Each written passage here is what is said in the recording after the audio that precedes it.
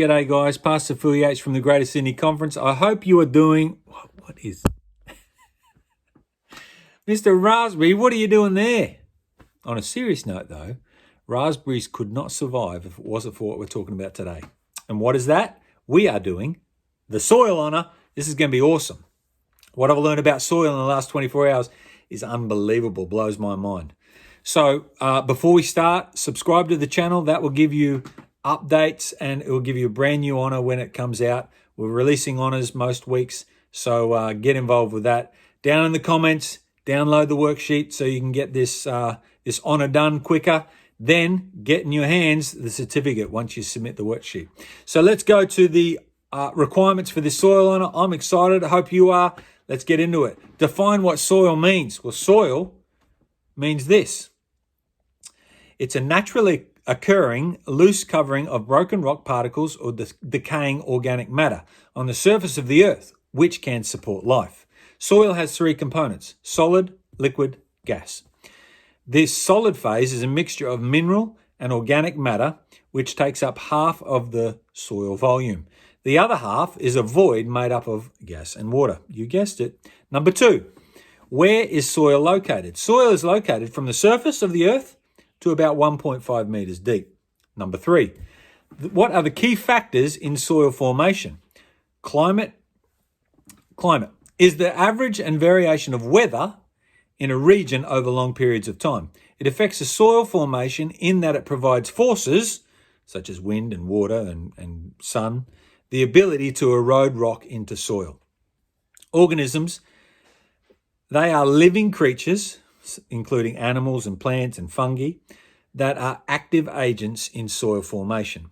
Terrain. Terrain is used as a general term in physical geography, referring to the lie of the land. This usually expresses in terms of elevation, slope, orientation. Terrain affects the surface water flow and distribution. Parent material. Parent material means the underlying geological material in which soil horizons form. We're going to talk about soil horizons a bit later on. Soils typically get a great deal of structure and minerals out of their parent material, which has undergone some degree of physical and chemical weathering. Time. All the forces that create soil require time to operate. When leaves fall from a tree, they are not instantly converted into soil. That erosion process takes time. Number four, the fourth requirement. I told you we're whipping through these things. We're up to 4 already. That's been 3 minutes. You watch this. Are you ready? Hold on to your seats, people, because we're going fast. A horizon. A horizon is the top layer of the soil horizons. It may be darker in colour because of more organic material. They may be lighter in colour because of less clay. The horizon has plenty of biological activity. Soil organisms such as worms, fungi, many species of bacteria, which are often closely associated with the plant roots. Thus, the A horizon is referred to as the biomantle.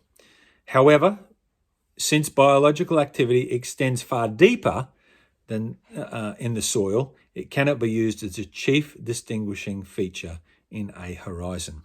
B horizon, commonly referred to as a subsoil, and consists of mineral layers which may contain concentrations of clay and minerals such as iron and aluminium, or organic material. Hence, the different structure has strong colours and to the other comparisons.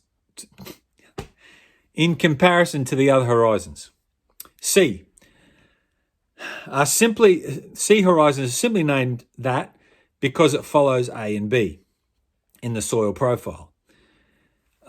This layer is little affected by the soil forming process, so what we talked about before in the upper layers, which is its defining attribute. C layer or C horizon may contain lumps of unweathered rock, and ghost rock structures may be present. Organic layer. The upper soil horizons contain mostly organic matter. Mineral layer. The lower soil horizons containing little organic matter. Clay. Soil composed primarily of fine-grained minerals which show plasticity through the variable range of water content, and which can be hardened or dried or fired. You know, we make them pots, the mugs made out of clay. Leaching. Leaching is the loss of mineral or organic solutes due to liquid filtration. It is a mechanism of soil filtration or formation. Silica is the chemical compound silicon dioxide. It is commonly found in nature, such as sand and quartz. Humus.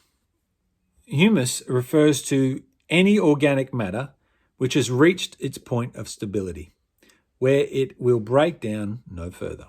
Soil profile. The different soil horizons stacked one on top of another makes up the soil profile. Parent material. The rock from which the mineral soil components are formed. There we go. Pedologist, I hope I pronounced that right, is a scientist who studies soil in its natural environment. Guys, you'll be happy to know that that is all that I'm going to talk about. Now the things that you need to do. Are you ready? Things that you need to do. Define soil classification. Why are soils classified? So kind of write a little sentence on that. Answer's pretty easy to find. Research 3 differences between the following soil types. Okay, so 3 differences between desert, temperate, and tropical. So on the worksheet, guys, just fill these in. Research them, fill them in. Easy. The third thing, examine a 2-foot vertical section of soil. Identify types of organic matter found. Identify different soil horizons. And identify transition from soil layer to the mineral layer. 3, easy. So if you've got kind of embankment where there's a river or there's a little creek or something like that, you might see a kind of a 2-foot vertical section, and you'll be able to identify it, take a picture of it, and then kind of mark it out.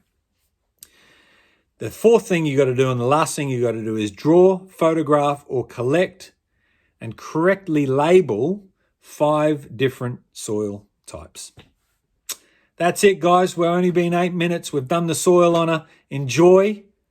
And I hope you guys can fill out that worksheet. Get it to me ASAP, please. Much love. Bye.